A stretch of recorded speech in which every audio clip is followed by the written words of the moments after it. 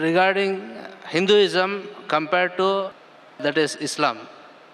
In the Hinduism, it is also said that there is only one God, whereas the same is said in Quran also.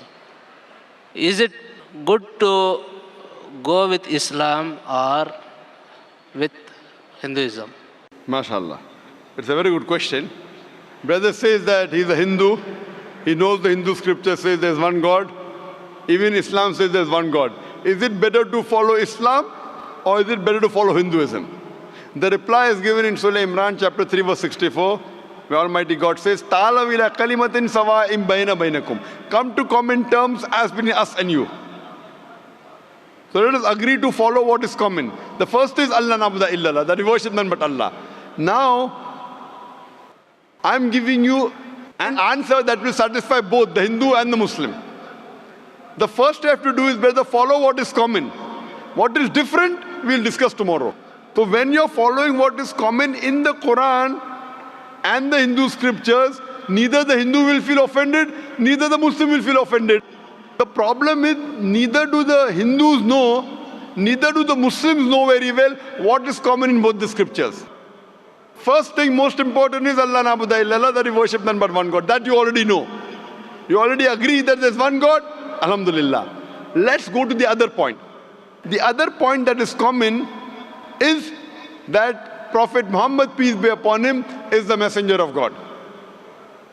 The Muslims agree, Prophet Muhammad is the messenger of God. If you read the Hindu scriptures, there are hundreds of references I can give you, only from the Hindu scriptures talking about Muhammad sallallahu alaihi wasallam.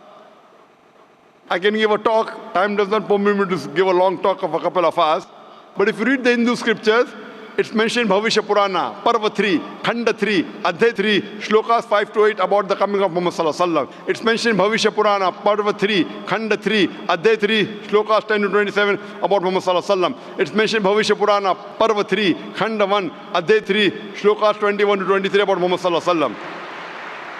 If you read Atharva Ved, it's mentioned Atharva Ved, book number 20, hymn number 127, verse number 1 to 14. It's called as Kuntap Suktas.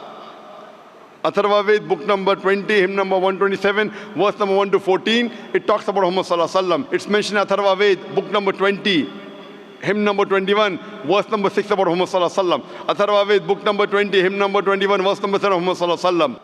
He's prophesied even in Rig Ved, book number 1, hymn number 53, verse number 9. There are many references of Muhammad sallallahu alaihi wasallam in the Hindu scripture. He is called as Ahmad, means one who praises. That was the other name of Prophet Muhammad sallallahu alaihi wasallam. He is mentioned by name as Ahmad in Sam Ved Uttarchik, mantra number 1500. He is mentioned as Ahmad in Sam Ved Indra, chapter number 2, verse number 152. He is also mentioned in Yajurved, chapter 31, verse number 8. In Rig Ved, book number 8, hymn number 6, verse number 10. He is mentioned in Atharva Ved, book number 8, hymn number 5, verse number 16. In Atharva Ved, book number 20, hymn number 126, verse number 14.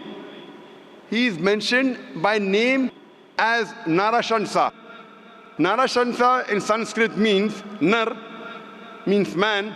Shansa means one who's praiseworthy. So Narashansa means a man who's praiseworthy. If you translate into Arabic, it means Muhammad. So Muhammad sallallahu alaihi wasallam is mentioned by name as Narashansa in many places in the Hindu scriptures. In Rig Ved, book number 1, hymn number 13, verse number 3. Rig Ved, book number 1, hymn number 18, verse number 9. Rig Ved, book number 1, hymn number 106, verse number 4. Rig Ved, book number 1, hymn number 142, verse number 3. He's mentioned Rig Ved, book number 2, hymn number 3, verse number 2. Rig Ved, book number 5, hymn number 5, verse number 2. In Rig Ved, book number 7, hymn number 2, verse number 2. Rig Ved, book number 10, hymn number 64, verse number 3. Rig Ved, book number 10, hymn number 182, verse number 2. In Yajurved, chapter number 21, verse number 55. Yajurved, chapter 20, verse 37. Yajurved, chapter 20, verse 57. Yajurved, chapter 28, verse number 2. Yajurved, chapter 28, verse number 19. Yajurved, chapter 20, verse 42. I can keep on and on quoting only references from the Hindu scripture about Muhammad sallallahu alaihi wasallam. So if you are a good Hindu, you should believe in Prophet Muhammad sallallahu alaihi wasallam. I'll just give you one reference more about Muhammad sallallahu alaihi wasallam in the Kalki Purana. He is mentioned in Kalki Purana, chapter number 2, verse number 4, 5, 7, 11 and 15. It says that this Kalki Purana is the last and final, Antim Rishi, is the last and final messenger. His father's name will be Vishnu Yas. Vishnu means God, Yas means servant. It means servant of God. In Arabic it's Abdullah. And you know the name of Prophet Muhammad Sallallahu Alaihi Wasallam's father was Abdullah. It mentions his mother's name would be Sumati.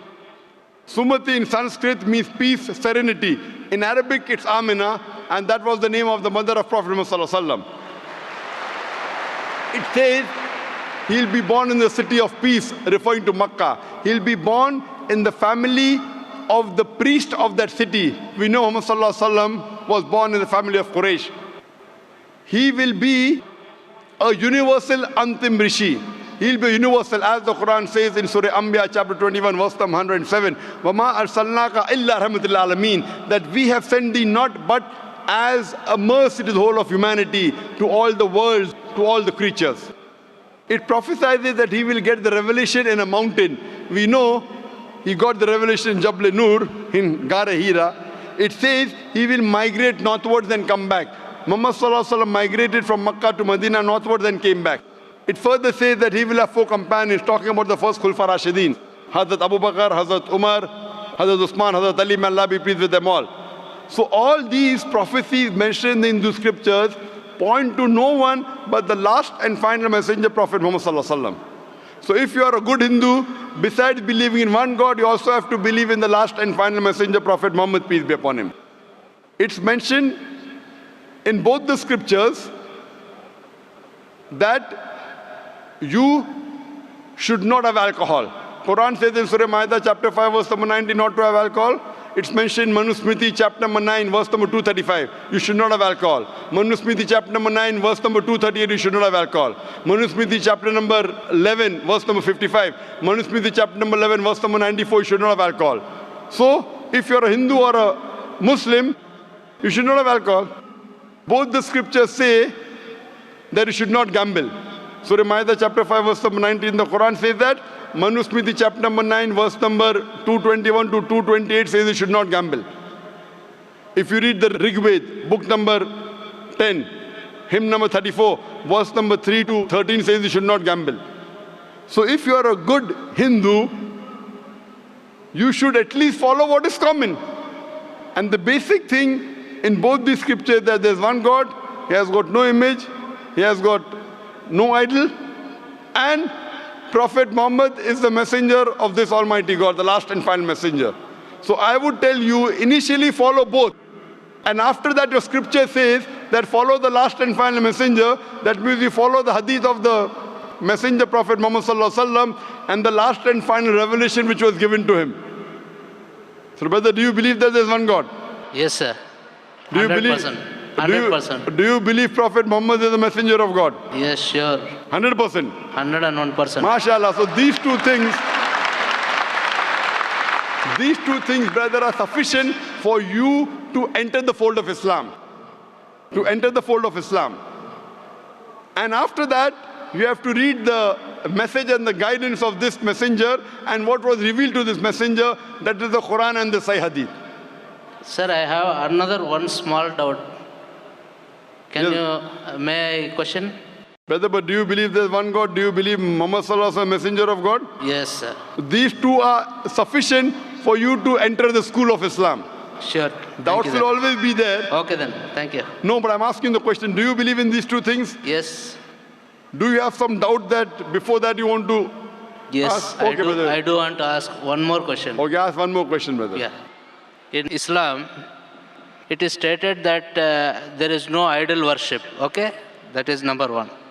Whereas in India, I see people who are doing on this, dargahs, performing all types of pujas like Indians, Hindus, okay? What is your answer for this? Brother, you are a Hindu, you told me. Yes. You know that mentioned in your scripture, idol worship is wrong.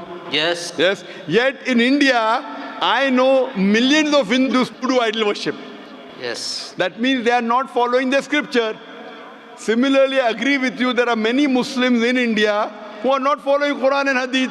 That is my question. That is my question. That is my answer. That is my answer. Like Hindus are not following the scriptures, there are many Muslims who are not following the scripture. Any Muslim who breaks any law of the Quran or any commandment of the Prophet Muhammad sallallahu alaihi wasallam, he is not a practicing Muslim. So Thank you for your kind answer, sir. But brother, I want to tell you that you want to be a practicing Hindu? No. Yes? No. Practicing means you believe that Almighty God does not have any idols? Yeah, I do accept that there is no idol worship. And you believe Prophet Muhammad is the messenger of God? Yes. So do you want to enter into the fold of Islam? Yes, please.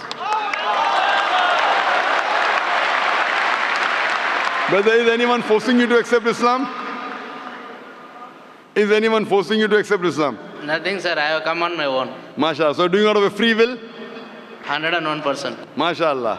So inshallah I will say in Arabic and repeat it inshallah. Sure. Go ahead. Ashhadu Ashhadu Allah Allah ilaha ilaha illallah illallah wa ashhadu wa ashhadu anna anna Muhammadan Muhammadan abduhu abduhu wa rasuluhu. wa rasuluhu. I bear witness I bear witness that that there is no God there is no God but Allah, but Allah, and I bear witness and I bear witness that Prophet Muhammad Prophet Muhammad is the messenger of Allah. the messenger of Allah. MashaAllah, you're a Muslim, and may Thank you. Allah subhanahu wa ta'ala guide you more and give you the best in this world and the akhirah.